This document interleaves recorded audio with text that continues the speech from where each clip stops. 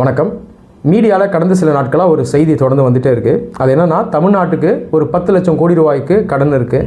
இந்த கடனை அடைக்கிறதுக்கு தனி நபர்கள் முன் வர்றாங்க. உதாரணத்துக்கு யங்ஸ்டர்ஸ் கவர்மெண்ட்டுக்கு பணத்தை தராங்க. சிறிய பிள்ளைகள் வீட்டில் உண்டியிலேருந்து பணத்தை எடுத்து தராங்க. சரி, இந்த மாதிரி செயலை நம்ம எப்படி பார்க்குறது? சரியாக தவறா?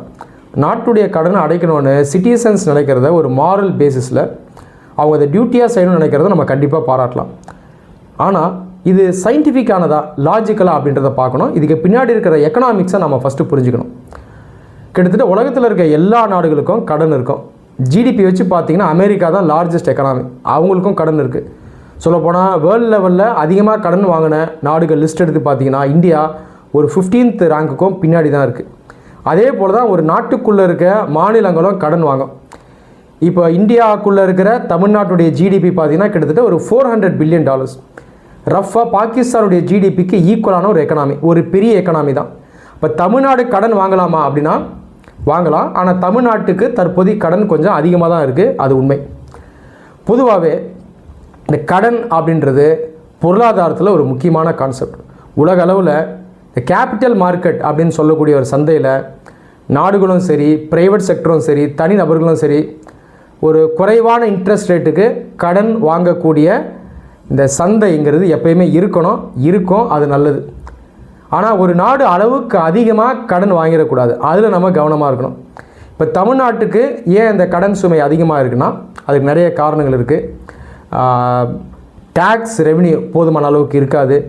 கவர்மெண்ட்டுடைய ஸ்பெண்டிங் பார்த்திங்கன்னா நிறைய இடங்கள் அளவுக்கு அதிகமாக இருக்கும், தேவையில்லாதான் இருந்திருக்கலாம். நான் டேக்ஸ் ரெவென்யூவும் குறைவாக இருக்குது. அதை தாண்டி ஊழல் ஒரு காரணம். இது இல்லாமல் உண்மையான நலத்திட்டங்களை தாண்டி இலவசங்களை அறிவிக்கிறதும் ஒரு காரணம். இப்போ இருக்க கவர்மெண்ட் பார்த்திங்கன்னா இதுக்கு முன்னாடி இந்த கவர்மெண்ட்டை கம்பேர் பண்ணும்போது இன்னுமே இலவசங்களை அறிவிச்சிருக்காங்க. கண்டிப்பாக இந்த கவர்மெண்ட்டுக்கும் நிதி சுமை அதிகமாக தான் இருக்கும். ஃப்யூச்சரில் தமிழ்நாட்டுடைய கடன் அதிகமாக தான் போகுது. ஆனால் தனி மனிதர்களால் நான் சொன்னது போல் இந்த கடனை அடைக்க முடியாது, அடைக்கணுன்ற அவசியமும் இல்லை.